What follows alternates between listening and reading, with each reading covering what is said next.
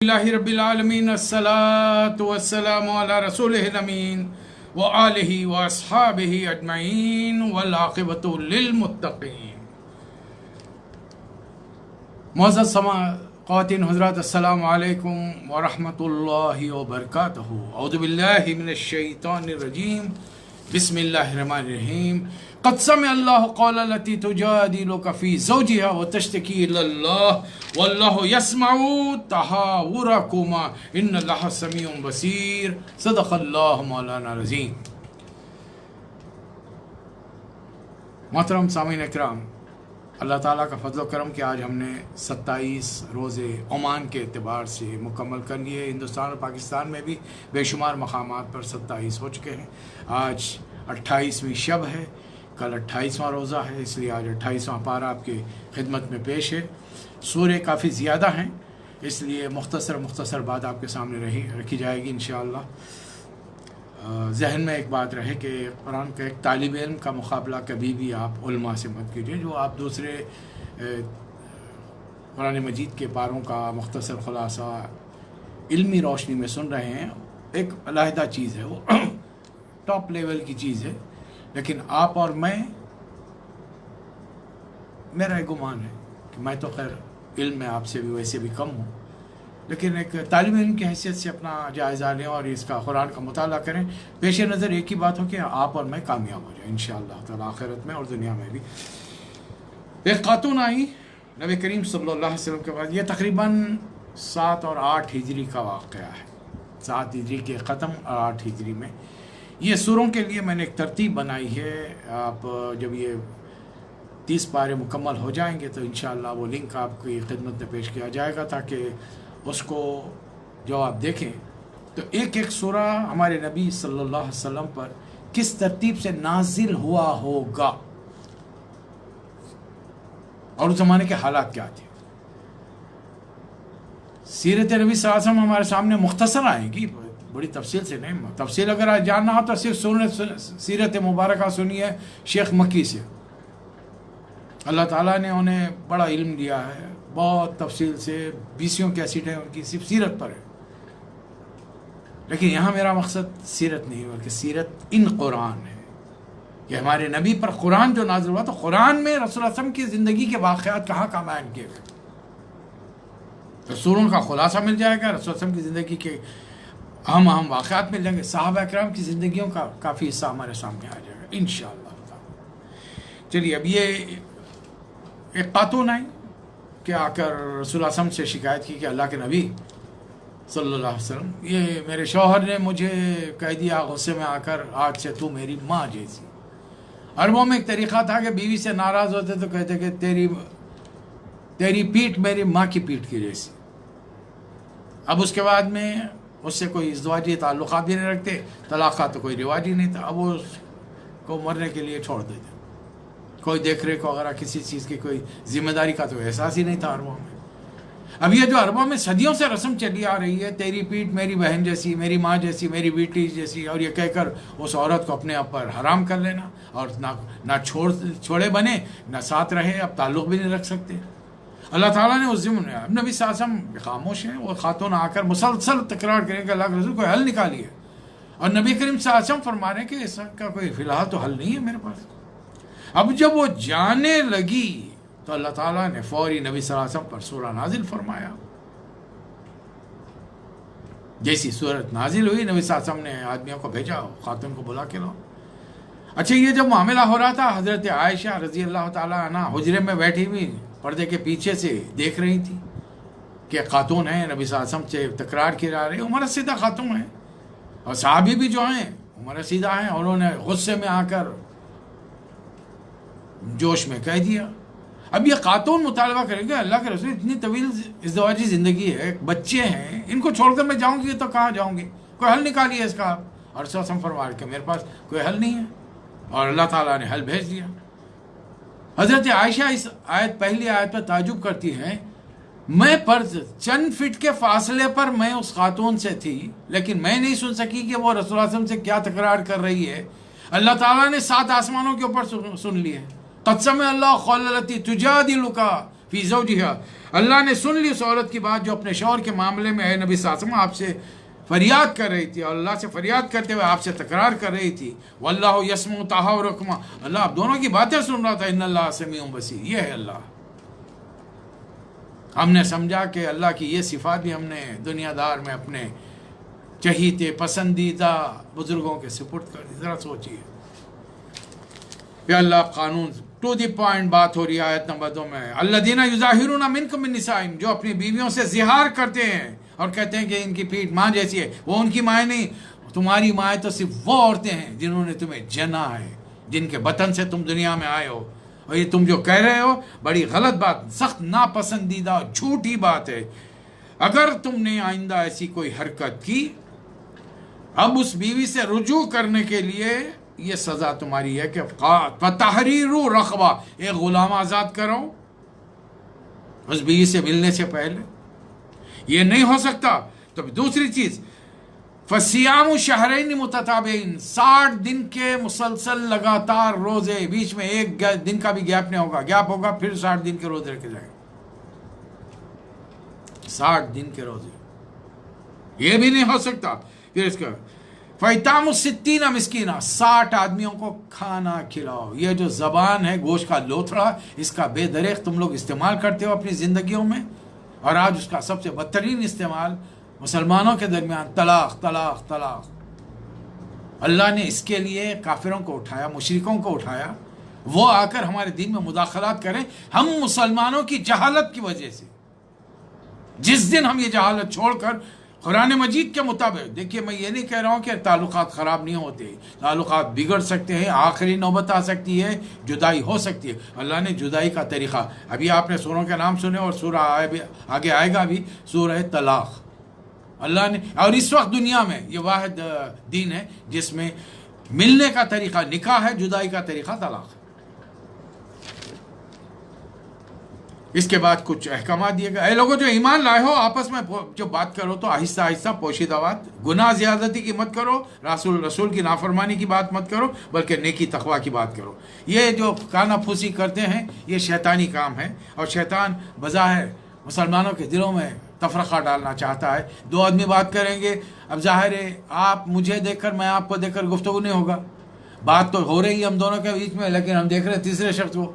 اب اس میں ہمارے چہرے پہ کبھی غصہ آ رہا ہے، کبھی ہنسی آ رہی، وہ تیسرا شخص پریشان ہے کہ یہ دونوں میرے بارے میں کیا گفتگو کر رہے ہیں، اور شیطان اسے وسوسے ڈال رہا ہے کہ یہ لوگ تمہارے خلاف سازش کر رہے ہیں. چلیے اچھے خاصے تعلقات میں بگاڑ آ گیا.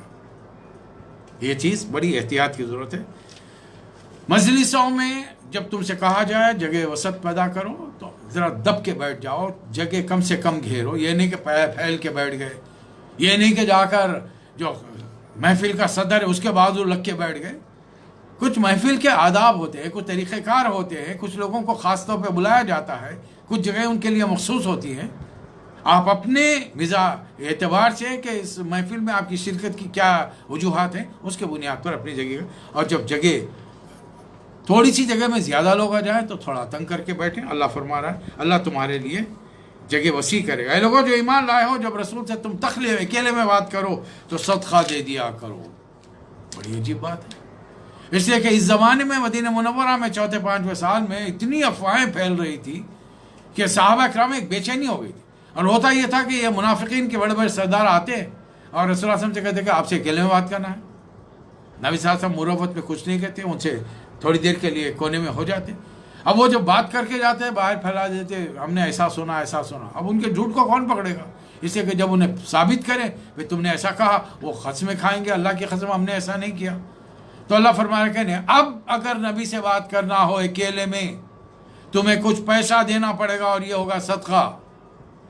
اللہ کے رسول اللہ صلی اللہ علیہ وسلم پر صدقہ لینا حرام ہے، لیکن یہ صدقے کے وہ معنی نہیں ہے جو صدقہ ہم یہ 13 تیزی کو ہمارے گھر والے نکالتے ہیں یا آپ اور ہم نکالتے ہیں. اس اسلام میں 13 تیزی نہیں ہے.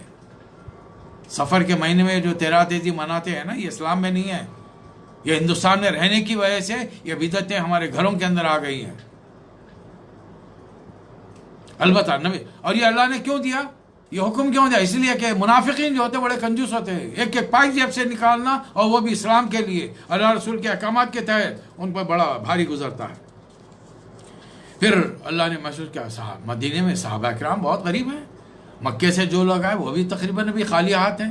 تو اللہ نے فوری فرمایا اشفقتم، ارے ڈر گئے تم لوگ کہ نبی کے اکیلے میں بات کرنے کے یہ کچھ دینا پڑے گا. بلکہ جب یہ حکم آیا تو صحابہ بیٹھے ہوئے تھے، رسول اللہ صلی اللہ علیہ وسلم نے پوچھا حضرت علی سے، علی رضی اللہ تعالیٰ کتنا رقم مقرر کرنی چاہیے؟ 1 دینار؟ کہا کہ اللہ کے رسول بہت زیادہ ہے. آدھا دینار؟ پاؤ دینار؟ کہا کہ نہیں اللہ کے رسول 1 جو یعنی گیہوں کے دانے کے برابر سونا. رسول اللہ صلی اللہ علیہ وسلم نے فرمایا انک لزہید، علی آپ بہت اکنامیکل ہیں. اصل وجہ یہ تھی کہ اس وقت اتنا ہی سونا حضرت علی کے پاس آیا تھا، اور حضرت علی تنہائی میں ایک مسئلہ نبی کریم صلی اللہ علیہ وسلم سے پوچھنا چاہ رہے تھے. اب جو تھا اتنے کی بات رکھی، وہ پیش کیا فتویٰ، نبی کریم صلی اللہ علیہ وسلم سے وہ مسئلے کا حل پوچھ لیا. الحمدللہ اللہ نے ایک بات اس سورہ میں واضح طور پر لکھ لی ہے کہ جو لوگ شیطان کی پارٹی ہیں، شیطان ان کے دلوں سے خدا کی یاد کو بھلا دیتا ہے، اور یہ شیطان کی پارٹی والے ہی ان حزب اللہ هم الخاسرون. اس کے برخلاف اللہ اور رسول کی پارٹی لاغلبن انا اور رسولی کتب اللہ، اللہ نے لکھ دیا میں اور میرے رسول کی پارٹی ہی ہمیشہ کامیاب رہے، اس لیے کہ اللہ تعالیٰ قوی ہے اور عزیز ہے.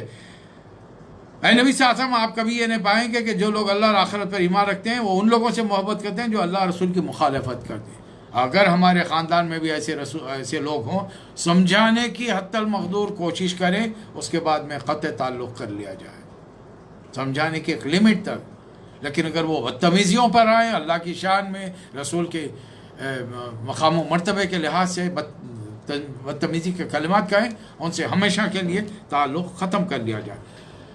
سورہ حشر مدینہ منورہ میں 3 ہجری کے بعد جنگ احد کے بعد نازل ہوا، اس لیے کہ اس جنگ میں جس میں 3000 دشمن مکے سے آئے تھے، رسول اللہ صلی اللہ علیہ وسلم 1000 نکلے فوج لے کر، لیکن 300 منافقین پلٹ کے آ گئے، اب 700 بچ گئے. 1:4 کا ریشیو رہا.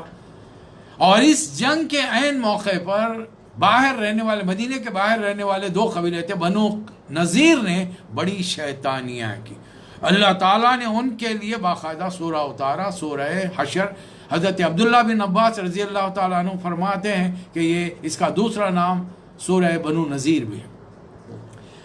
جب صحابہ اکرام کو کی فوج لے کر نبی صلی اللہ علیہ وسلم ساتھ میں گئے، یہ غزوہ کہلاتا ہے غزوہ بنو نذیر، تو مدینے کے ذرا باہر نکلے، 2 قبیلے دونوں اطراف میں بس، ایک رائٹ ہینڈ کی سائڈ ہے، ایک لیفٹ ہینڈ ہے، بیچ میں تھوڑا سا گھنا جنگل ہے.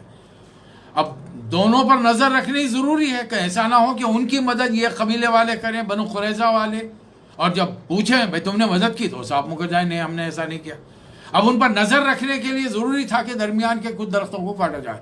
اب چونکہ یہ مہینہ شاید رجب کا تھا، انہوں نے، یا رجب کا نہ بھی صحیح، انہوں نے ایک ہنگامہ مچا دیا یہودیوں نے کہ ہر نبی نے تعلیمات لائی ہیں کہ ہرے بھرے درختوں کو نہیں کاٹنا چاہیے. یہ کیسے نبی ہیں کہ انہوں نے ہرے بھرے درختوں کو ان کے ساتھیوں نے کاٹ دیا ہے؟ وقتی طور پر نبی صلی اللہ علیہ وسلم کو بھی ذریعے پریشانی ہوئی. اللہ تعالیٰ نے سورہ نازل فرما دیا، اور فرما یعنی اللہ نے اس میں حکم دیا کہ ما خطأتم بلینۃ او ترکتموها قائمۃ علی اصولها فباذن اللہ.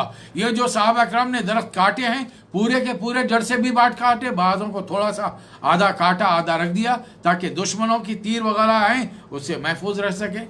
تو اللہ فرما رہے یہ میری اجازت سے ہوا. اور یہ جو درخت کاٹے ہیں یہ کوئی اعلیٰ درجے کے کھجوروں کے درخت نہیں تھے. لینا یہ وہ درخت ہوتے ہیں جن کے کھجور انتہائی ناقص اور معمولی ردی قسم کے ہوتے ہیں جو عموماً گھوڑوں کو کھلانے کے کام آتے ہیں. صحابہ اکرام نے جو لکڑیاں کاٹی، ان درختوں کو کاٹا، اسے اپنے لیے تلوار بنا، یہ بھالے بنا لیے، اپنے لیے تلوار تیروں سے روکنے کا ڈھال کے طور پہ بنا لیا. مختلف یعنی چیزوں کو ضائع جانے نہیں دیا. اور جو سامنے بڑے بڑے آدھے جھاڑوں کو کاٹ کے چھوڑا تھا وہ دشمنوں کے تیروں سے ان کو محفوظ رکھنے کے تھے. 15 دن کے قیام کے بعد انہوں نے ہتھیار ڈال دیا، رسول اللہ علیہ وسلم کے ڈسپوزل پہ اپنے آپ کو دے دیا. نبی صلی اللہ علیہ وسلم نے مہربانی فرما کر انہیں جلا وطن کر دیا. اللہ تعالیٰ دوسری آیت میں فرما رہا ہے وَالَّذِي أَخْرَجَ الَّذِينَ كَفَرُوا مِنْ أَهْلِ الْكِتَابِ مِنْ دِيَارِهِمْ. وہ اللہ ہی ہے جس نے ان کو ان کے گھروں سے نکالا. لِأَوَّلِ الْحَشْرِ، یہ ان کا پہلا حشر ہے، قیامت میں تو ان کے ساتھ معاملہ دوسرا ہوگا. ان کا حال کیا تھا؟ ما ظننتم ان یخرجوا، ان کو اپنے گڑیوں پہ اتنا ناز تھا، وہ سمجھ رہے تھے کہ ہم تو یہاں سے نکلیں گے نہیں، اس لیے کہ یہ یہودی جہاں کہیں بھی گھر بناتا ہے، اپنی آبادیاں بساتا ہے، بڑے پوش علاقوں میں، بڑے زرخیز علاقوں میں جہاں پانی وافر مقدار میں ہو، اور اطراف میں گڑیاں بنا کر خلے نما اپنے آپ کو محفوظ کر لیتے۔ اگر کوئی حملہ کرے تو دروازے بند کر لے کے بیٹھ جائیں، اور لمبے عرصے تک ان کو کھانے پینے کی کوئی تکلیف نہ ہو۔ لیکن یہاں پر اللہ تعالیٰ نے رعب طاری کر دیا۔ فَخَسَفَ فِي قُلُوبِهِمُ الرُّعْبُ۔ اچھا، جاتے وقت جب رسول اللہ صلی اللہ علیہ وسلم نے مہربانی سے انہیں ایک ایک اونٹ پر سامان لے جانے کا حکم دیا کہ جاؤ مال لے جاؤ، جتنا سامان لے جا سکتے ہو، جتنا اونٹوں پہ لاد سکتے تھے لاد لیے، اور جو بچ گیا اس گھر کے دیواروں کو، کھڑکیوں کو، دروازوں کو توڑ پھوڑ کر گئے، ہم نے استعمال کریں تو تم بھی استعمال نہیں کرنا۔ یخربون بیوتہم بایدیہم وایدی المؤمنین فاعتبروا یا اولی الابصار۔ اے ہوش مند و عقل، انسان گھر بناتا ہے ہمیشہ ہمیشہ رہنے کے لیے، میں، میرے بعد میرے بچے، اس کے ان کے بچے، یہ ہم صدیوں رہیں گے۔ اللہ فرما رہا نہیں، اللہ رسول کے خلاف بغاوت کرے گا تو تمہارے گھروں سے بھی ہم تم کو نکال دیں گے۔ اگر اللہ نے یہ جلاوتی علیہم الجلا لعذبہم فی الدنیا، اگر یہ جلاوتی تقدیر میں نہ لکھ دی ہوتی، اللہ بری طریقے سے انہیں صحابہ کے ہاتھ سے سزا دلاتا۔ وَلَهُمْ فِي الْآخِرَةِ عَذَابُ النَّارِ، آخرت میں تو ان کے لیے دوزخ کا دردناک عذاب ہے۔ اب یہ چونکہ جنگ نہیں ہوئی، رسول اللہ صلی اللہ علیہ وسلم سے فوج لے کے نکلے اور وہ لوگ بستی چھوڑ کر چلے گئے، مال بہت آیا ہاتھ، زمینات آئیں، ان کے باغات آئے، کھیت آئے، گھر آئے، گھروں میں جو ساز و سامان رکھا ہوا تھا وہ آیا۔ اللہ فرمایا یہ سارا مال مال فے ہے۔ وما آفا اللہ، جو کچھ اللہ رسول ہی، جو کچھ اللہ نے اپنے رسول کو دیا ہے، فما اوجفتم علیہ من خیل، اس پر تم نے گھوڑے نہیں دوڑائے ہیں، جنگ نہیں کی تم نے، اسے یہ پورا مال اللہ کا، اللہ کے رسول کا ہے۔ اب اللہ کے رسول کہاں خرچ کریں گے؟ بین اہل القریٰ، یہ جو اللہ نے اہل قریٰ سے مال دلا ہے، فللہ وللرسول ولذی القربیٰ والیتامیٰ والمساکین وابن السبیل، یہ ہے ذمہ داریاں اسٹیٹ کی۔ رسول اللہ صلی اللہ علیہ وسلم کے بعد میں اب جو بھی مسلمانوں کا ہیڈ آف دا اسٹیٹ ہوگا، اس کے یتیم، مسکین، بیوہ، اور اس میں فقیر، جو بھی مسافر اپنے علاقے میں دولت مند ہوگا، یہاں آیا ہے، اس کی مدد کرنی پڑے گی۔ یہ بات ہو کرتے کرتے اللہ تعالیٰ نے درمیان میں ایک قانون بیان کر دیا، اکنامک لا۔ یہ مال اللہ نے رسول کو کیوں دے دیا ہے؟ کئی لا یکون دولۃ بین الاغنیاء منکم، اگر صرف رسول کا حکم دیتا ہے رسول کے لیے ہوگا، تو رسول کے بعد آنے والے خلفائے راشدین، ان کے بعد جو بھی حکمران بنتے، اپنے اپنے خاندان کے لیے محفوظ کر لیتے اس مال کو۔ اللہ فرما رہا نہیں، اس مال میں مسکینوں کا، مسافروں کا، غریبوں کا، فقراء کا، بیواؤں کا، یتیموں کا، ساروں کا حصہ ہے۔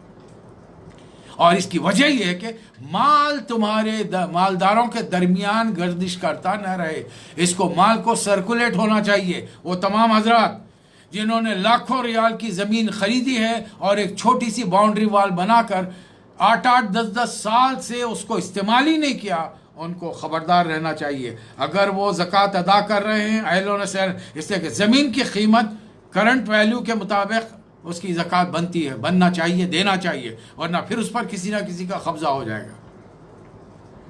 یا اس لیے کہ اللہ نے جو مال آپ کو دیا تھا، آپ نے اسے جائم کر دیا، اور اللہ چاہتا ہے کہ مال سوسائٹی میں سرکولیٹ ہوتا رہے۔ اسی لیے دیکھیے کتنا پیارا طریقہ بتایا کہ ایک انسان بڑی محنت کیا حلال طریقے سے، بغیر اس میں رتی برابر برائی کی رمق ہو، کروڑوں کمایا، انتقال ہو گیا، پوری دولت بڑھ گئی، اس کے حصے بنا دیا سورہ نساء میں اللہ تعالیٰ نے، بچوں کے، بیٹوں کے الگ، بیٹیوں کے الگ، بیوی کے الگ، ماں باپ اگر ہیں ان کے، بھائی بہن بھائی ان کے ہیں، اگر یہ سب نہیں ہیں اور رشتہ داروں کے ہو گئے، مال بٹ رہا ہے۔ ایک جو جمع ہو گیا تھا، اب اللہ تعالیٰ نے اس مال میں، اس جھیل میں نہریں نکال دی ہیں، مال بڑھ گیا۔ یہ اللہ تعالیٰ چاہتا، اور جس کے پاس مال ہے وہ بھی بانٹ رہا ہے۔ اب دیکھیے آ رہی ہے 3 دن 4 دن کے بعد میں ہی فطرہ نکالنا ہے، اپنے معاشرے کے غریبوں کو اپنا ساتھ رکھ کے کھانے پینے میں شریک کرنا ہے۔ پھر اسی مہینے میں بے شمار لوگ زکوٰۃ نکالتے ہیں، دل کھول کے نکالیے اس بار زکات، ناپ تول کے مت نکالیے. جتنا بڑھ کے دیں گے اللہ تعالیٰ اتنا ہی زیادہ لوٹائے گا، اور صحیح نیت کے ساتھ. اس نیت سے مت دیجئے کہ 100 نکال رہا ہوں 150 تو اللہ میں دیں گے، نہیں. اس سے کہ اللہ دلوں کا حال جانتا ہے، اس طریقے سے نہیں ملے گا آپ. یہ تو پہلا حکم ہو گیا. پھر اس کے بعد میں آگے چل کر اللہ نے دوسرا حکم دیا، وَمَا آتَاكُمُ الرَّسُولُ فَخُذُوهُ وَمَا نَهَاكُمْ عَنْهُ فَانْتَهُوا. یہ بھی ایک حکم ہے. حضرت عبداللہ بن مسعود رضی اللہ تعالیٰ عنہ نبی کریم صلی اللہ علیہ وسلم کے بعد میں اپنے مکان کے پاس درس دیتے تھے. خواتین مرد حضرات جمع ہوتے تھے. ایک بار انہوں نے ایک درس دیا. درس میں فرمایا کہ وہ عورتیں جو اپنے بہوں کے بالوں کو باریک کراتی ہیں، وہ عورتیں جو دانتوں کے بیچ میں سان کرتی ہیں، وہ میک اپ فلاں فلاں کرتی ہیں، ان پر اللہ نے لعنت فرمائی ہے. تو ایک خاتون اٹھ کے کھڑے رہ گئیں. ان خاتون نے کہا کہ حضرت قرآن ہم بھی پڑھتے ہیں، میں نے تو قرآن میں کہیں نہیں پڑھا کہ اللہ نے عورتوں پہ لعنت فرمائی ہے. اس زمانے کی عورتیں اتنی قابل تھیں، قرآن سمجھتی تھیں. ہاں یہ اور بات ہے ان کی مادری زبان عربی تھی. لیکن ہمارے لیے تکلیف کیا ہے؟ میری بہنیں بیٹیاں، ایک عورت کو چھوڑ دو خواتین کو چھوڑ کر جتنی ہیں، جتنے سورہ یاد ہیں ان کے ترجمے یاد کیجئے نا. پکاتے وقت ریکارڈ لگا دیجئے، وہ سورہ سنیے، ترجمہ سنیے، 1 بار 2 بار 10 بار یاد ہو جائے گا. ایک سورہ پڑھنے میں کتنا. اور آپ کو کون سے پورے قرآن کو حفظ کرنا ہے؟ یا سورہ بقرہ یاد ہے؟ نمازوں میں کون سی سورہ آیتیں پڑھتی ہیں؟ وہ اس کو لگائیے، آپ بھی قابل بن جائیے. بتائیے اپنے گھر والوں کو، اپنے بچوں کو جو ابھی پیدا ہو رہے ہیں. جو عورت قرآن کو جانتی ہے انہیں اپنے بچوں کی بہترین تربیت کرے گی انشاءاللہ تعالی. تو خاتون نے اعتراض کر دیا. یا آپ نے کہا تو حضرت عبداللہ بن مسعود نے حوالہ دیا، وَمَا آتَاكُمُ الرَّسُولُ فَخُذُوهُ وَمَا نَهَاكُمْ عَنْهُ فَانْتَهُوا. اللہ نے فرمایا رسول جس چیز کو دے وہ لے لو، جس چیز سے منع کرے رک جاؤ. اور رسول اللہ صلی اللہ علیہ وسلم نے لعنت کی ہے، اس کا مطلب ہے کہ اللہ نے لعنت کی. تو خاتون نے دوسرا سوال کیا، آپ ہم کو تو بڑی نصیحتیں کر رہے ہیں، آپ کے بیوی بچے ہیں، آپ کی بیٹیاں کام نہیں کرتے. فرمایا کہ دروازہ کھلا ہے، اندر جاؤ. وہ خاتون خاموش نہیں ٹھہری، وہ خاتون سیدھا اندر گھس گئی. جا کر ان کی بیوی کو دیکھا، ان کی بیٹیوں کو دیکھا. باہر آ کر لوگوں سے کہا کہ یہ جو درس دیتے ہیں صحیح دیتے ہیں، ان کے گھر والے بھی عمل کرتے ہیں. ورنہ ہوگا یہ کہ میں بہت کچھ کہوں، میرے گھر والے وہ پابندی نہ کریں، لوگ میرا تمسخر ٹھٹا مذاق اڑانا شروع کریں. پھر اللہ تعالیٰ نے مہاجرین کی تعریف کی، پھر انصار کی تعریف کی کہ مہاجرین اپنے گھروں کو چھوڑ کر آئے، اپنے والوں کو خرچ کیا، گھر چھوڑ کر، اس لیے کہ اللہ کی رضامندی حاصل کرے. اور جو لوگ ان کو جنہوں نے اپنے سینوں سے لگا لیا، ہر چیز پر ان کو ترجیح دی، اپنے مال میں، اپنے اسباب میں، ہر چیز میں، یہ سارے کے سارے مفلحون ہیں، یہ سارے کے سارے کامیاب ہونے والے ہیں. اور یہ اپنے پہلے والوں کے لیے دعا کرتے ہیں، والذین جاؤوا من بعدہم یقولون ربنا اغفر لنا ولاخواننا الذین سبقونا بالایمان ولا تجعل فی قلوبنا غلا للذین آمنوا ربنا انک رؤوف رحیم.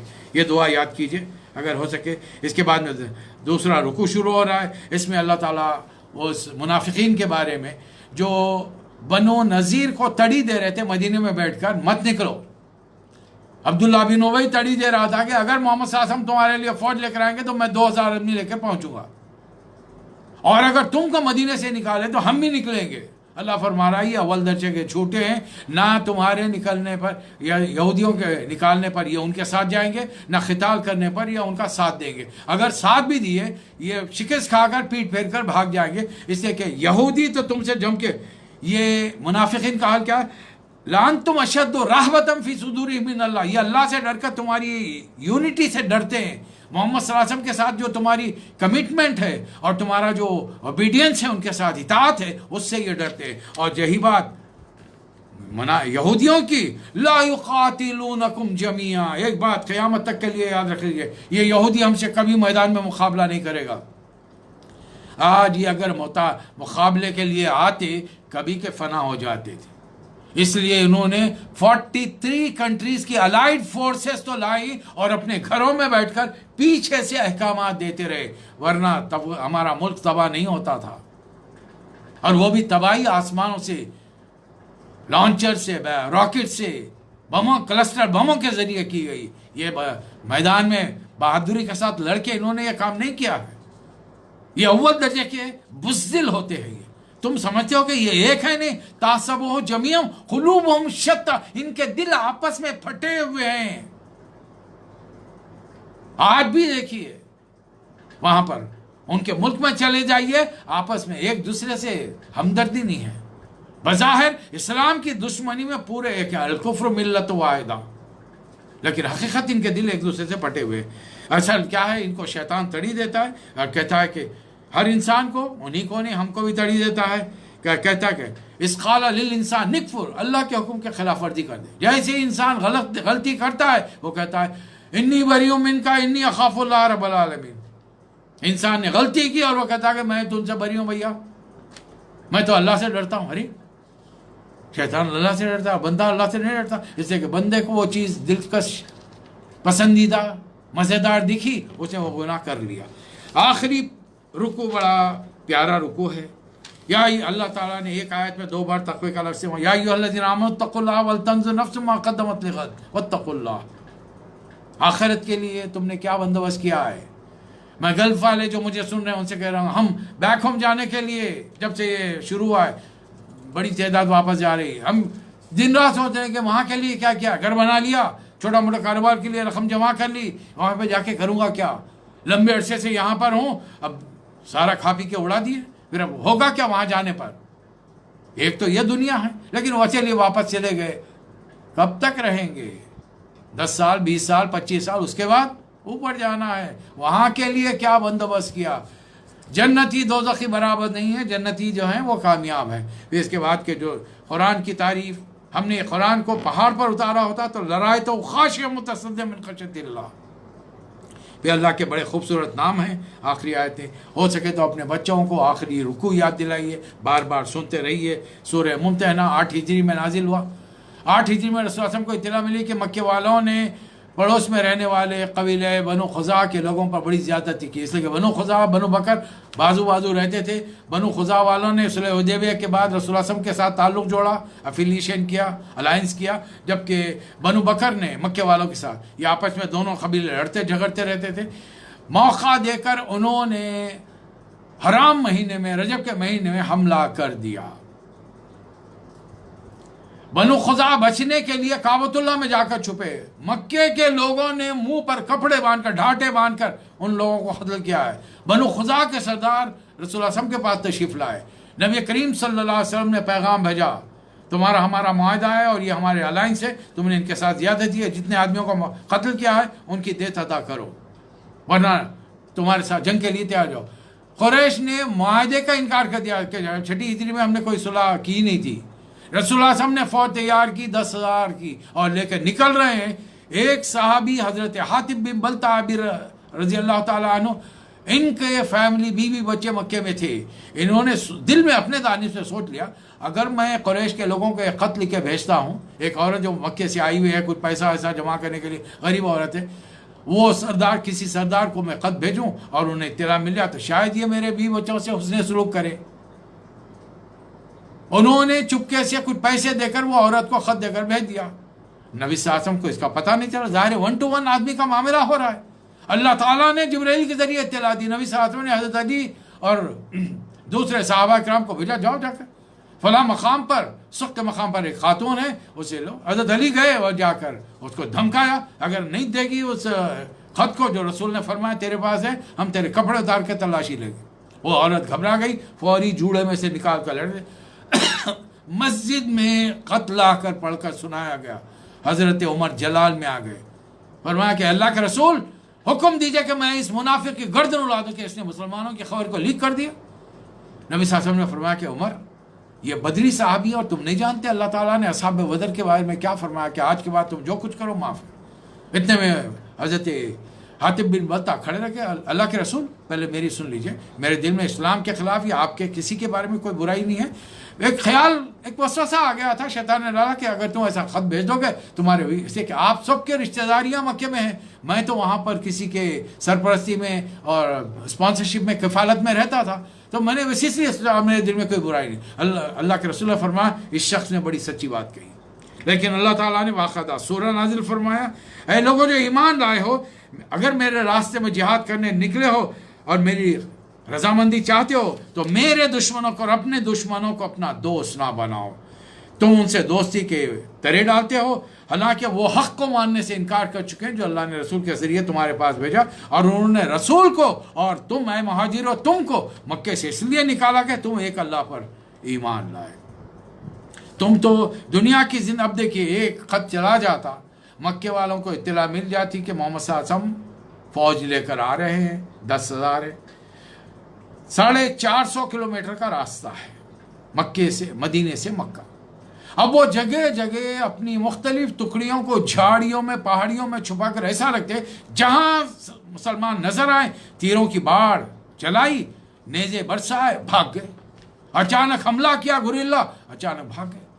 कितना मुसलमानों का नुकसान होता था, सोच के देखिए आप। एक आदमी सिर्फ अपने बीवी बच्चों को बचाने के लिए अगर ये काम कर रहा है तो उसके नुकसानात कितने मुसलमानों को जिंदगियां देकर उसकी पाबजाई करनी पड़ती थी। इसलिए अल्लाह ने सूरा फरमा दिया कि आइंदा से इन चीज़ों का एहतराम करो। और ये तुम बीवी बच्चे बता रहे थे, याद रख लो, लन तनफअकुम अरहमुकुम वला औलादुकुम यौमल क़ियामह, क़यामत के दिन ये तुम्हारे कोई काम नहीं आएंगे बाद इल्ला माशाअल्लाह, किसी के बाल बच्चे, वरना ये सारे बिगड़ जाएंगे।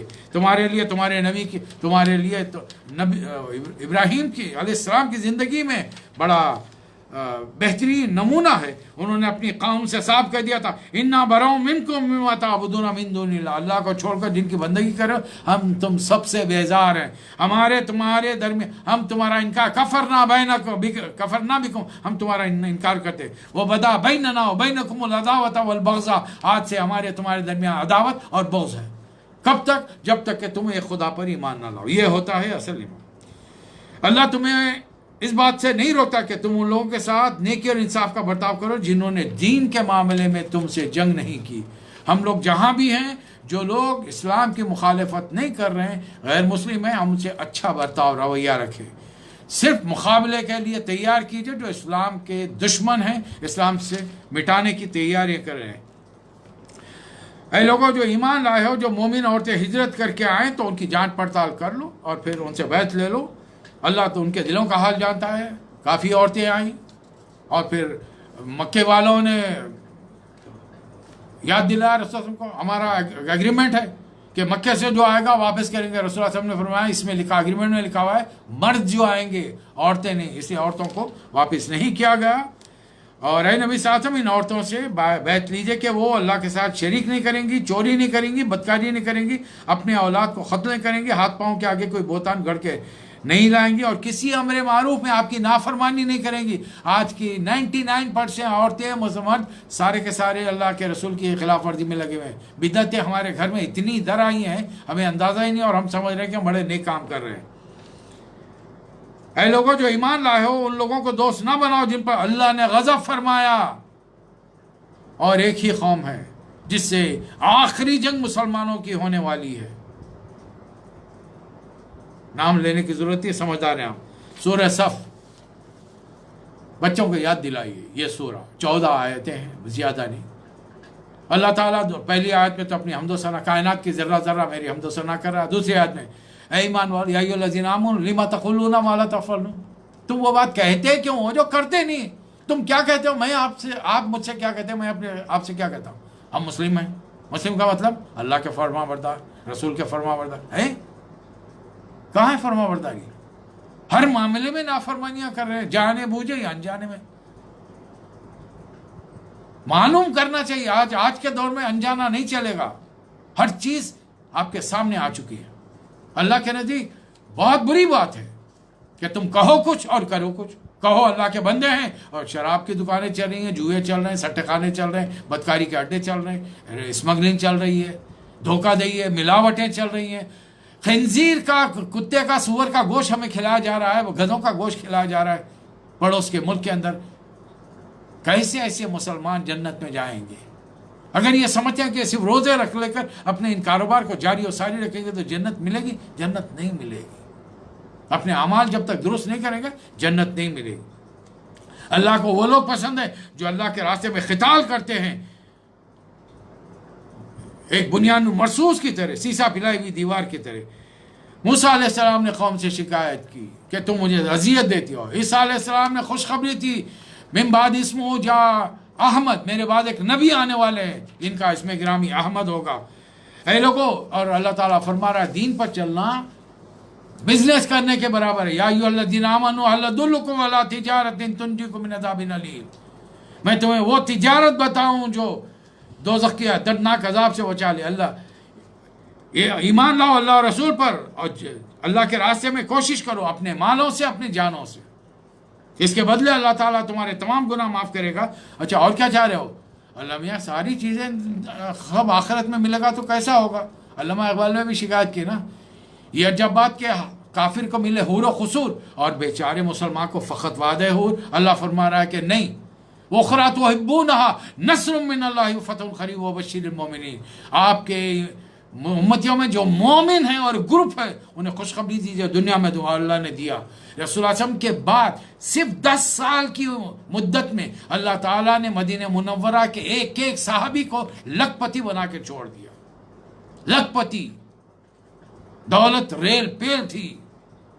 20-25 سال کے اندر حضرت عمر بن عبدالعزیز رحمۃ اللہ علیہ کے زمانے زکوٰۃ لے کے لوگ پھرتے تھے، لینے والا کوئی نہیں تھا. اتنی دولت دی اللہ تعالیٰ، اللہ دینے کے لیے تیار. اے نبی صلی اللہ علیہ وسلم اپنے امتیوں سے پوچھئے، جیسا عیسیٰ علیہ السلام نے پوچھا من انصاری الی اللہ. آپ کے امتی کہیں گے میں نے تو کہہ دیا، نحن انصار اللہ، ہمیں اللہ. نبی نے مجھ سے نہیں پوچھا، میں نے آیت پڑھی. یہ نہیں کہ میں پوری زندگی کے ساتھ کام کاج نہیں کر رہا ہوں، نوکری نہیں کر رہا ہوں، بال بچوں کو نہیں پال رہا ہوں، نہیں. یہ تمام کام کرتے ہوئے اپنے تمام بیکار فرصت کے لمحات کو اللہ کے دین پڑھنے کے لیے، سمجھنے کے لیے اور ٹھیک اسی وقت دوسروں تک پہنچانے کے لیے ہم کو صرف کرنا پڑے گا. سورہ جمعہ دو اس کے رکوع ہیں. پہلا دوسرا جو 3 آیتوں کا رکوع ہے، رسول اللہ علیہ وسلم ابھی ہجرت کر کے مدینہ پہنچے ہیں، وہاں پر جمعہ قائم ہوگا، اس لیے کہ صحابہ اکرام مدینے کے انصار نے پہلے طے کر لیا تھا کہ یہودیوں کا مقدس دن ہفتہ، عیسائیوں کا اتوار، ہم اپنے لیے عروبہ کو مقدس دن، جمعے کو وہ عروبہ کہتے ہیں. اور آخر کا ابھی اللہ کا حکم نہیں آیا تھا، رسول اللہ علیہ وسلم کا حکم نہیں آیا تھا. صحابہ کرام کی یہ فراست تھی، دینی فراست، انہوں نے اس دن کو چن لیا. رسول اللہ علیہ وسلم نے اسی دن جمعہ قائم فرمایا. جمعے کے احکام، بچوں کو تیار کیجیے، اچھے کپڑے پہنیے، خوشبو لگائیے، اولین وقت میں جا کر مسجد میں بیٹھنے کے لیے کہیے، وظیفے پڑھیں، نفل نمازیں پڑھیں، تلاوت کریں. پھر اس کے پہلا رکوع جو 9 آیتوں پر 8 آیتوں پر مشتمل ہے، اس میں اللہ نے یہودیوں کو، یہ 7ویں ہجری میں 3 آیتیں جو آخری کی ہیں، پہلی ہجری میں 8 آیتیں جو شروع کی ہیں وہ 7ویں ہجری میں. جب رسول اللہ صلی اللہ علیہ وسلم خیبر پر حملے کے لیے جا رہے تھے، یہودیوں کو اللہ تعالیٰ نے آخری موقع دیا، ابھی بھی وقت ہے، عزت کی زندگی چاہتے ہو تو محمد صلی اللہ علیہ وسلم پر ایمان لاؤ. 2 اجر محمد صلی اللہ علیہ وسلم پر ایمان لانے والوں کے مقابلے میں تمہیں ڈبل اجر ملے گا، صحابہ اکرام سے زیادہ ملے گا. کیوں؟ 2 نبیوں کے ماننے کا، 2 کتابوں کے ماننے کا، موسیٰ علیہ السلام اور حضور اکرم صلی اللہ علیہ وسلم، تورات اور قرآن. ڈبل، دگنا اجر ملے گا. اور اگر نہیں مانو گے سزا بھی اتنی بھیانک ملے گی. اسی لیے اللہ نے فرمایا کہ یا ایھا الذین ھادوا ان زعمتم انکم اولیاء للہ من دون الناس فتمنوا الموت ان کنتم صادقین. اے یہودیت، تم سے اب بنی اسرائیل کا لقب ان سے چھین لیا گیا، اب مسلمانوں کو کعبۃ اللہ کی تولیت دے دی گئی اور مسلمانوں کا رخ بیت المقدس سے موڑ کر کعبے کی طرف پھیر دیا گیا. اب دنیا کی امامت پر سے بنی اسرائیل کو ہٹا کر اللہ تعالیٰ نے رسول اللہ علیہ وسلم کی امت کو فائز کیا.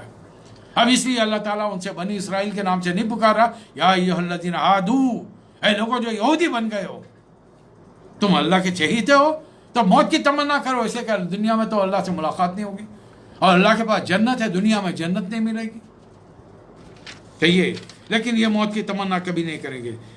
نبی کریم صلی اللہ علیہ وسلم غزوہ بنو المصطلق کے لیے تشریف لے گئے. یہ تقریباً 4تھے سال کے اینڈ میں، 4تھی ہجری کے یا 5ویں ہجری کے شروع میں تھا. اچانک گئے، وہاں پر حملہ کر دیا. تھوڑی سی مقابلے کے بعد میں سارے قبیلے نے ہتھیار ڈال دیے. اس بار مال غنیمت کے لالچ میں بہت سارے منافقین ساتھ آئے رسول اللہ صلی اللہ علیہ وسلم، اور مال ایک دم مل گیا. ایک قبیلے کے پورے لوگ 800-900 آدمی، عورتیں، مرد، بچے، بوڑھے، سارے غلام بنا لیے گئے. رسول اللہ صلی اللہ علیہ وسلم نے فوری تقسیم کر دیا. 40,000 کے قریب جانور تھے، اونٹ، گھوڑے، گائے، بھینسیں، سارے بکریاں، یہ سب بانٹ دیے گئے.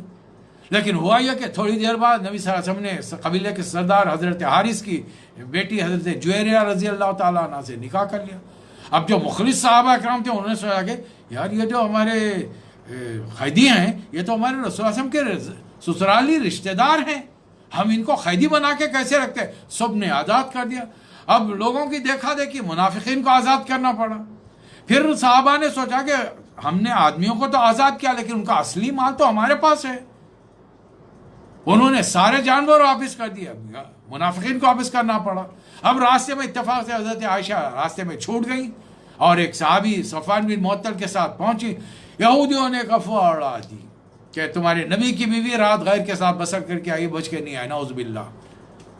اب اس موقع پر یہ منافقین کی ایک میٹنگ ہوئی جس میں عبداللہ بن ابی نے کہا کہ مدینہ جانے کے بعد عزت والا ذلیل کو باہر کر دے گا. اور مدینہ پہنچنے کے کچھ عرصے کے بعد میں اللہ تعالیٰ نے سورہ نور نازل فرمایا, سورہ منافقون نازل فرمایا اور منافقین کے بارے میں صاف فرمایا. یہ منافقین آج کا آ کر کہتے ہیں کہ انکا رسول اللہ, آپ رسول واللہ یشہد انکا رسول اللہ, جانتے ہیں آپ اللہ کہ اللہ یشہد ان المنافقین کاذبون, یہ منافق جھوٹے ہیں, دل میں کچھ ہے زبان سے کچھ کہہ رہے. ان کا حال کیا ہے, اس لیے کہ یہ ایسی حالت کیوں ہوئی, یہ ایمان لائے پھر اس کے بعد میں ان کے دل کفر کی طرف مائل ہو گئے, اللہ نے ان کے دلوں پر مہر لگا دی ہے. کافروں کو آج بھی پہچانیے, سورہ شکل بناؤ, ٹھاٹ باٹ, ایک ایک آواز, گونج گرجنا, پھاڑنا, یہ تمام چیزیں یہ قرآن کے الفاظ میرے نہیں. وَإِذَا رَأَيْتَهُمْ تُعْجِبُكَ أَجْسَامُهُمْ, جب ان کو دیکھو گے تو ان کے جسے, ان کے لباس, ایک ایک چیز کو وَإِن يَقُولُوا تَسْمَعْ لِقَوْلِهِمْ, زبانوں پر انہیں عبور ہوگا, عربی, اردو, فارسی, انگریزی زبانوں کے وہ محاورے, وہ اشعار, وہ آیتیں, وہ حدیثیں دہرائیں گے سن کے کیا. لیکن ایک بات یاد رکھیے, پوری تقریر سن کر ساتھی سے پوچھئے کیا سمجھے, تو وہ جواب دے گا سمجھ میں کچھ نہیں, تقریر بڑی شاندار تھی, سمجھ میں کچھ نہیں آیا.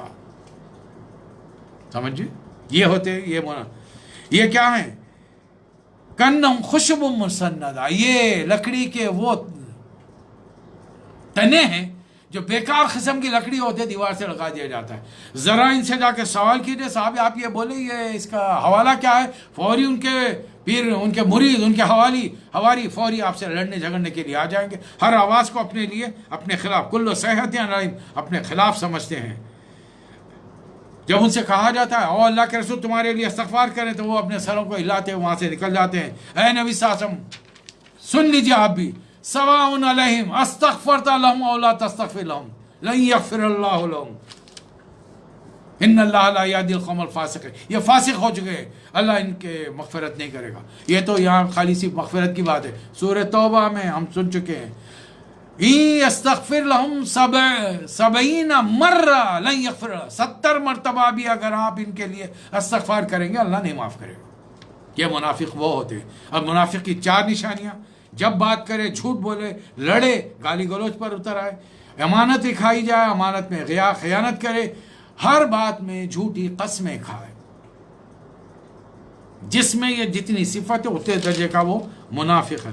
ان لوگوں نے کہا تھا یقولون رجعنا الى المدینہ لیخرجن العز من الذل, مدینہ پہنچ کر عزت والا ذلیل کو نکالا. ایک چھوٹا بچہ سن رہا تھا, آ کر بتا دیا. عبداللہ بن ابی نے قسمیں کھا کر کہا کہ اللہ کے رسول میں نے یہ نہیں کہا. لیکن اللہ نے سورہ اتار دیا تو اللہ کے رسول نے بچے کو بلایا, کان کو پکڑا مسئلہ اور کہا کہ یہ کان سچا ہے, تعریف کی. پھر انہوں نے یہ بھی کہا تھا رسول کے پر اور ان کے ساتھیوں پر مت خرچ کرو, حالانکہ ان لوگوں کو معلوم نہیں سارے خزانے اللہ کے قبضے کے اندر ہے. یہ منافقین نہیں جانتے. آخر میں ہمارے لیے ہدایت ہے, اے لوگوں جو ایمان لائے ہو, لا تلہکم اموالکم ولا اولادکم عن ذکر اللہ, ہمارے مال ہماری اولاد اللہ کے ذکر سے ہم کو غافل نہ کریں. جو لوگ کریں گے خسارے میں رہیں گے. دنیا میں جتنا تم خرچ کر سکتے ہو اللہ کے راستے میں خرچ کرو, وہی تمہارے کام میں آیا. رسول اللہ علیہ وسلم کے گھر میں بکری ذبح ہوئی صبح کے وقت, شام واپس آئے, پوچھا کچھ بچا ہے, کہا کہ ایک چھوٹا سا ٹکڑا بچا ہوا ہے. فرمایا کہ جو خرچ کر دیا گیا وہ اصل بچ گیا, اور جو ہے اس کو تو ہم کھا پی کے ختم کر دیں گے. ایسا مت ہو جاؤ تمہارا حال کہ جب موت قریب دیکھو, شدید بیماری, اب صدقہ خیرات کرنا شروع کرو. یا اللہ سے دعائیں کرو، اے اللہ ذرا موت کو ٹال دے، میں بڑا صدقہ و خیرات کر کے نیک بنوں گا. وَلَن يَأْخِرَ اللَّهُ نَفْسًا إِذَا جَاءَ أَجَلُهَا، اللہ ایسے وقت کو ٹالتا نہیں ہے. آئیے اس کے بعد سورہ تغابن، یہ مدنی سورہ ہے. اس میں اللہ تعالیٰ نے پھر وہی بات سبح یسبح للہ، دیکھیے دو لفظ استعمال کیے ہیں، یہ دو تینوں زمانے بن جاتے ہیں. سبح للہ ما فی السماوات و ما فی الارض، زمین و آسمانوں کی اور اس کے درمیان کی ہر چیز نے اللہ کی تعریف کی، پاسٹ ٹینس کا صیغہ ہے. یسبح پریزنٹ ٹینس اور فیوچر ٹینس کا صیغہ ہے. اس کا مطلب یہ ہے کہ اللہ کی حمد و ثنا کی گئی، کی جا رہی ہے، ہمیشہ کی جاتی رہے گی. چاہے جن اور انس اللہ کی تعریف کرے نہ کرے، کسی کے تعریف کرنے سے اللہ قابل تعریف نہیں ہوا، وہ اپنی ذات میں قابل تعریف ہے. اللہ تعالیٰ یہاں فرما رہا ہے کیا بشر آ کر، اس میں ایک آیت آئی ہے، کیا جب رسول ہر قوم میں کھلی کھلی نشانیاں لے کر آئے تو وہاں کے لوگوں نے کیا انسان ہم کو ہدایت دیں گے؟ اچھا پھر کون دے گا بھائی آپ کو؟ فرشتے اگر آئے تو بولیں گے اللہ میاں فرشتے تو وہ کام کر سکتے جو ہم نہیں کر سکتے. اس لیے اللہ نے انسانوں کی ہدایت کے لیے انسانوں کو ہی بھیجا ہے تاکہ وہ کر کے بتائیں کہ جتنے کام، اور رسول اللہ صلی اللہ علیہ وسلم نے وہ تمام کام کر کے بتائے. بھوک پیاس سے گزرنا ہے، آج سینکڑوں مسلمان بھوک پیاس سے گزر رہے ہیں. اگر آپ نے اور میں نے انہیں سمجھایا، ہمارے والدین نے ان کے والدین نے سمجھایا ہوتا، آج ہم افراتفری کا شکار نہیں ہوتے. ہر مسلمان سکون سے گھر میں بیٹھے رہتا. اور ان مسلمانوں کے سکون سے سبب یہ جو وبا آئی ہے جن دنوں کے اندر ختم ہو جاتی تھی. دشمنوں کا فلان کبھی کا فلاپ ہو کے فیل ہو گیا ہوتا. لیکن ہم تو پریشان ہیں، کھانے کا کیا ہوگا، پینے کا کیا ہوگا. ایک دن کے لیے بازار کھل رہا ہے، ٹوٹ پڑ رہے ہیں جیسا کہ مر جائیں گے. رسول اللہ صلی اللہ علیہ وسلم کی حدیث وہ واقعات بھول گئے کہ 3 دن کے فاقے ہیں اور پیٹ پر 2 پتھر بندھے ہوئے ہیں. مہمان آ رہا ہے، 9 امہات المومنین کے پاس پوچھا رہے ہیں بھائی ایک آدمی کا کھانے کا سامان ہے، تو گھر میں جواب آ رہا ہے کہ کھجور اور پانی کے علاوہ کوئی چیز پکانے کے لائق گھر میں ہے نہیں. 9 گھروں میں 9 ازواج مطہرات کے پاس کھانے کے لیے نہیں ہے. کئی دن 15 دن تک کھانے کی کوئی چیز پکتی نہیں تھی. ستو کھا کر پانی پی کر گزر بسر ہوتا تھا. امتی نہیں کر سکتا، صبر نہیں کر سکتا. اللہ نے کہاں وعدہ کیا کہ تم مسلمان گھر میں پیدا ہو جاؤ تو تمہاری زندگی مرغن غذاؤں کے ساتھ بسر کراؤں گا؟ اللہ نے کہیں وعدہ نہیں کیا. بلکہ رسول کے طریقے میں بتاؤ یہ دنیا ایک مسافر کی حیثیت سے گزارو. اس کو کم سے کم سامان ہوگا، بڑی تیزی کے ساتھ سفر کرو گے، اللہ کے پاس حساب کتاب بھی کم ہوگا، تیزی سے جنت میں جاؤ گے. یہ پوچھتے ہیں کہ قیامت کب آئے گی؟ اے نبی صلی اللہ علیہ وسلم آپ قسم کھا کر کے بلا و ربی لتبعثن، اللہ کی قسم یہ قیامت ضرور آئے گی اور رب کائنات تمہارے اعمال سے تمہیں باخبر کر کے رہے گا. اے لوگوں ایمان اطاعت کرو اللہ اور اس کے رسول کی. فَإِن تَوَلَّيْتُمْ فَإِنَّمَا عَلَىٰ رَسُولِنَا الْبَلَاغُ الْمُبِينُ، اگر تم منہ موڑتے ہو تو ہمارے رسول پر پیغام پہنچانے کے سوا کوئی نہیں. یہ آیت منکرین حدیث کے لیے ہے. یہ آیت اہل جو اپنے آپ کو خواہ مخواہ کے اہل القرآن کہتے ہیں، یہ منکرین حدیث ہے، نالائق. ان کو اہل قرآن نہیں کہہ سکتے. ہم ان سے کہہ دیجئے کہ اگر رسول کی اطاعت نہیں کر سکتے تو رسول کا کام پیغام پہنچا کے جانا تھا. ان کے ماننے والے کروڑوں اربوں کی تعداد میں، تم حقیر سی تعداد میں ہو، حقیر سے. اور جس کے تم ماننے والے ہو وہ ہمارے نبی احمد کا غلام تھا. اے لوگوں جو ایمان لائے ہو، یاد رکھو ان من ازواجکم و اولادکم فتنہ، یہ تمہاری بیویاں، یہ تمہاری اولاد تمہارے لیے ایک امتحان ہے، آزمائش ہے. بیوی ذرا گوری چٹی مل گئی، اب اس کی خوشامد میں لگے ہوئے، اس کی فرمائشیں پوری کرنے کے لیے رشوتیں بھی لی جا رہی، سود بھی کھایا جا رہا ہے، قرضے بھی لیے جا رہے ہیں، لوگوں کو دھوکہ بھی دیا جا رہا ہے. یہ نہیں ہونا چاہیے. بچوں کے لیے آج کل غیر معمولی طور پر، میں تو گلف میں دیکھ رہا ہوں، ہمارے تینوں ملکوں کے لوگ اپنے بچوں کی اتنی یعنی اہمیت ہے ان کی، اس طریقے سے پرورش ہے جیسا کہ عجوبے پیدا ہوئے گھر کے اندر. ارے نہیں یار، تربیت کرو، کھلاؤ سونے کا نوالا، دیکھو شیر کی نگاہ، ادب سکھاؤ. وَأَدَّبُوا أَوْلَادَكُمْ، اپنے اولاد کو ادب سکھاؤ. ایک بار نظر سے یوں دیکھ لیے تو بچہ جگہ سے ہلنا نہیں. یہاں پر ایک ایک کے دوسروں کے گھروں میں جب جاتے ہیں تو شیطانیاں کر کے لوگوں کو دنیا بھر کا نقصان پہنچاتے. اب ماں باپ بیٹھے ہی ہنستے رہتے بدتمیزوں کی طرح. شعور نہ خود کو شعور ہے نہ اولاد کو شعور سکھا رہے. اور اگر کوئی منع کرے ناراض ہو کے تعلقات خراب کر لیتے ہیں. پھر اللہ فرما انما اموالکم و اولادکم فتنہ. پہلے ازواج و اولاد تھی, اب یہاں مال. اور مال جتنا بڑھتا جائے گا عبادتیں اتنی کم ہوتی چلی جائیں گی. یہ یاد رکھ لیجئے, احتیاط کی بڑی ضرورت ہے. اللہ کے راستے میں خرچ کرو. انفقوا, یہ تمہارے لیے اچھا ہے. جو اپنے خواہش نفس پر قابو پایا وہی دنیا میں کامیاب رہنے والا ہے. سورہ طلاق. سورہ طلاق میں ایک ہی بات بتاؤں. شروع کے اندر اللہ تعالیٰ نے فرمایا اے نبی صلی اللہ علیہ وسلم, جب یہ لوگ آپ یا آپ کی امتی عورت کو طلاق دیں تو عدت کے لیے طلاق دیجئے. اور عدت جب شروع ہو, عورت جب نہا کر پہلے مہینے کی ناپاکی سے پاکی کا غسل کرے, خاندان کے اس کے لوگوں کو اپنے لوگوں کو بلا کر جیسا نکاح پہ گواہ بناتے ہو, ایک گواہ بنا کر ایک طلاق دو. ایک مہینہ گزر جائے, ایک ہی چھت کے نیچے ایک ہی گھر میں دونوں رہیں گے, شاید موافقت ہو جائے. نہیں, ابھی دلوں میں بہت کینہ بھرا ہوا ہے. دوسرا مہینہ پھر وہ پاک ہوئی, پھر اپنے لوگوں کو بلاؤ, لکھا پڑھی کرو, دوسری طلاق دو. اب دوسری طلاق دے کر چھوڑ دو, یہ اللہ کا حکم ہے. اب طلاق مرتان, طلاق سے 2 مرتبہ ہوگی, 3 مرتبہ نہیں. جاہل ہے. حضرت عمر کوڑے لگاتے تھے. رسول صلی اللہ علیہ وسلم کو اگر معلوم ہوتا تو نبی صلی اللہ علیہ وسلم غصے میں جذبے میں کھڑے رہ گئے, اللہ کا رسول تمہارے درمیان موجود ہے اور تم لوگ 3 طلاق دے رہے ہو. احتیاط کیجئے. اور یہی وجہ ہے غیر ہمارے دین میں مداخلات کر رہے ہیں. اللہ فرما رہا ہے یہاں پر, اور یہ عورت اسی گھر میں رہے. ہو سکتا ہے اگر 2 طلاقوں کے بعد 3 مہینے گزر گئے, اب وہ عورت اپنے مائکہ چلی جائے, اب وہ آزاد ہے 3 مہینے گزرنے کے بعد کہ اب اپنا دوسرا نکاح کر سکتی ہے. جو عورتیں حیض سے مایوس ہو چکی ہیں ان کے معاملے میں تم کو کوئی شک لاحق ہے تو ان کی عدت 3 مہینے ہے. اور ان عورتوں کا جو حاملہ ہیں جیسے ہی وضع حمل یعنی ولادت ہو جائے گی اور ولادت سے پاکی ہوگی, اس کے دوسرے دن وہ عورت اپنا نکاح کر سکتی ہے. اور جب عدت میں اس کو ایسی جگہ رکھو جو جیسی تمہیں میسر ہے, اور تنگ مت کرو کھانے پینے کے لیے. حاملہ ہو اور طلاق دے دی ہے جہالت کی وجہ سے, اس پر خرچ کرتے رہو جب تک کہ وہ تمہاری اولاد کی ولادت سے فارغ نہ ہو جائے. اور اگر دودھ پلائے اس کی رقم بھی تمہیں دینی ہوگی. اور اگر نہیں پلانا چاہتے, عورت بھی نہیں پلانا چاہتی, نکاح کر رہی ہے, جا رہی ہے کسی اور عورت سے, اولاد مرد کی ذمہ داری ہے. بر صغیر سب کانٹیننٹ کی جاہل عورتیں بچوں کو اپنے ساتھ لے کر آتی ہیں اور مردوں کو سانٹ کی طرح چھوڑتی ہیں, کوئی ذمہ داری نہیں. وہ دھڑلے سے جا کر دوسرا نکاح کرتے ہیں. اور یہ بیوقوف عورتیں اپنے ساتھ دوسرے شوہروں کے سروں پر یہ بچوں کو لا کر جب منتی ہیں تو نہ ان سے محبت مل سکتی ہے ان کو, نہ ان کے ساتھ اچھے تعلقات ہو سکتے ہیں. یہ بہت احتیاط کی ضرورت ہے. اللہ فرما رہا ہے کہ نہیں, بچوں کو دودھ اگر خوشی سے معاوضہ طے ہوگا عورت پلائے گی, ماں پلاتی ہے پلائے. اور اگر باپ بچوں کا نہیں چاہتا انہیں کسی اور عورت سے دودھ پلائے, یہ اللہ تعالیٰ نے اس کی اجازت دی.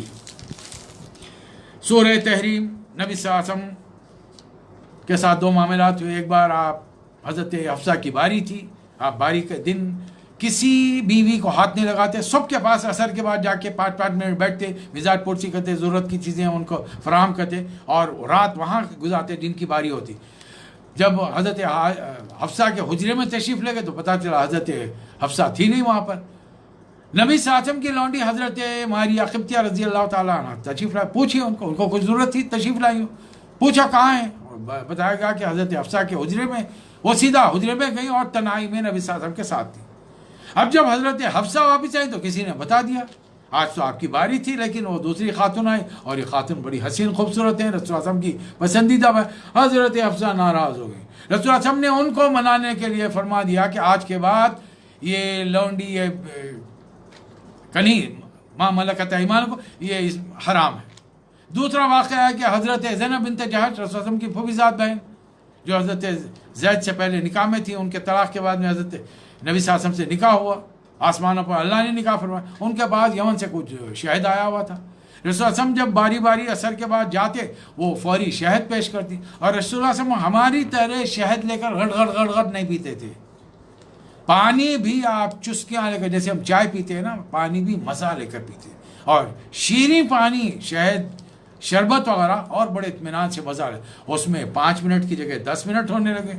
یہ اطلاع ملی حضرت عائشہ کو. ان کا ایک سرکل تھا، حضرت سودا، حضرت عائشہ، حضرت ام سلمہ، حضرت حفصہ. انہوں نے مل کر پلان بنایا کہ اب جب صلی اللہ علیہ وسلم آئیں تو بول دینا آپ سے، آپ کے منہ سے مغافر کی بو آ رہی. یہ مغافر ایک ایسا پھول ہے جس کی بو ذرا بسان قسم کی رہتی ہے. رسول اللہ علیہ وسلم بڑے نفیس. یہ ان مسلمانوں کے لیے نصیحت ہے جو روزہ کھولنے کے بعد میں جا کے گٹکا کھاتے ہیں، سگریٹ پیتے ہیں، گھر کے اندر کینسر پھیلا رہے. یہ اپنی موت کو خود دعوت دے رہے ہیں. ایسوں کو اگر میرا بس چلتا، اگر میں نے فتاوے کا کورس کیا ہوتا تو میرا پہلا فتویٰ ہوتا یہ پورے جہنمی ہیں. جو اپنی موت اپنے ہاتھوں سے خرید کے بال بچوں کے پیٹ کو کاٹ کر وہ پیسہ اپنی موت کے لیے، کینسر کے لیے خرید رہا ہے، اس کے لیے جنت کیسی ہو سکتی ہے؟ تو رسول اللہ نے فرمایا کہ آج کے بعد میں شہد حرام نہیں کھاؤں گا، شہد ہی نہیں کھاؤں گا، شہد نہیں پیوں گا. ارے اللہ تعالیٰ نے فوری روک دیا. یا ایھا النبی لما تحرم ما احل اللہ لک تبتغی مرضات ازواجک. بیویوں کو خوش کرنے کے لیے ایک ایسی چیز جس کے لیے ایک اللہ نے سورہ قرآن میں نازل کیا ہے، سورۃ النحل، شہد کی مکھی، اور آپ نے اس کو اپنے لیے حرام کر دیا. اس میں بے شمار شفا ہیں، بے شمار امراض کا علاج ہے شہد کے اندر. طبی یونانی دواؤں میں شہد پریزرویٹو کا کام کرتا ہے، دواؤں کو لمبے کئی سالوں تک محفوظ رکھتا ہے. اور آج میڈیکل سائنس نے دواؤں کو محفوظ رکھنے کے لیے الکوہل کا استعمال کیا ہے. تو یہ الکوہل کا توڑ ہے. اللہ تعالیٰ نے ٹوک دیا. پھر ایک موقع پر نبی صلی اللہ علیہ وسلم، شاید یہ مکے پر حملے کا موقع تھا، یہ کچھ اور واقعہ تھا، ایک بیوی سے ذکر کیا، وہ بیوی نے جا کر دوسرے، یہ حضرت عائشہ تھی جن سے رسول اللہ علیہ وسلم نے ذکر کیا اور فرمایا کہ نہیں بولنا. انہوں نے حضرت حفصہ سے اس کا ذکر کر دیا. اللہ تعالیٰ نے رسول اللہ علیہ وسلم کو فوری بتا دیا. نبی صلی اللہ علیہ وسلم گھر تشریف لائے. پوچھا میں نے تمہیں منع کیا تھا اس بات کو اپنی حد تک رکھنا، کسی کو نہیں بتانا. کیسا بتایا دوسری بیوی کو؟ حضرت عائشہ حیران ہو گئی، پوچھنے کہ آپ کو کس نے بتایا؟ نبانی العلیم الخبیر. وہ ہر چیز کی جو خبر رکھنے کا اس نے بتایا. تھوڑا سختی سے معاملہ کیا، تھوڑا نرمی سے معاملہ کیا. پتہ چلا کہ جو ذمہ داروں کے گھر ہیں، بڑے بڑے عہدیداروں کے جو امور مملکت میں بڑے، ان کے گھر والوں کو بات چیت میں بڑی احتیاط. یہ نہیں کہ شوہر بات کر رہا ہے جدھر سے سن لیے، باہر لوگوں کو بتا دیے. بڑی احتیاط کی ضرورت ہے. یہ تمام تعلیمات ہم کو دی جا رہی ہیں. پھر مومنین کے بارے، ازواج مطہرات کے بارے میں اللہ نے فرمایا کہ توبہ کرو، وہ تمہارے دل راہ راہ سے ہٹ گئے ہیں. اگر نبی کے مقابلے میں تمہیں جتھا بندی کر لی تو اللہ ان کا مددگار ہے. جبرائیل تمام مومنین ان کے مددگار ہیں، اور سارے فرشتے. اور اللہ اگر چاہے تم سب کو اللہ طلاق دلا دے گا، اور تم یبدلہ خیرم ازواجم خیر منکم، تم سے اچھی عورتیں دلائے گا. اچھی عورتیں کیسی ہوتی ہیں؟ اللہ تعالیٰ گنا رہا ہے، مسلماتن، فرما بردار، سچی مسلمان، ایمان والیاں، یا اللہ رسول کی اطاعت گزار، توبہ کرنے والیاں، روزدار، چاہے وہ شادی شدہ بیوہ ہوں، مطلقہ ہوں یا کنواری ہوں. یہ پھر اللہ تعالیٰ نے ایک بڑا مایا ناز حکم نازل فرمایا، یا ایھا الذین آمنوا قوا انفسکم واہلیکم نارا، اپنے آپ کو دوزخ سے بچاؤ. پھر 3 قسم کی عورتوں کا ہے. نبی کی بیویاں ہیں، نوح علیہ السلام اور لوط علیہ السلام کی بیویاں، ان سے کہہ دیا خیلت قل النار مع الداخلین. فرعون کی بیوی ہے اور اللہ نے ان کے لیے جنت میں گھر تعمیر کرایا. ایک نبی کے خاندان کی، نبی کی ماں ہے حضرت مریم، اللہ نے ان کو بڑی آزمائش میں ڈالا، وہ اس میں کامیاب رہی. اللہ تعالیٰ نے قرآن میں ان کے لیے فرمایا یا مریم ان اللہ اصطفاکی وطہرکی واصطفاکی علی نساء العالمین. یہ ہے مقام و مرتبہ. اللہ تعالیٰ ہم سب کو توفیق عطا فرمائے. آج 28واں پارہ مکمل ہوا، کل 28واں روزہ ہے، چھٹیاں ہیں جمعے کی. کوشش کیجیے دعائیں زیادہ سے زیادہ کریں. اللہ تعالیٰ اس مصیبت کو، وبا کو دور فرمائے. وآخر دعوانا ان الحمد للہ رب العالمین.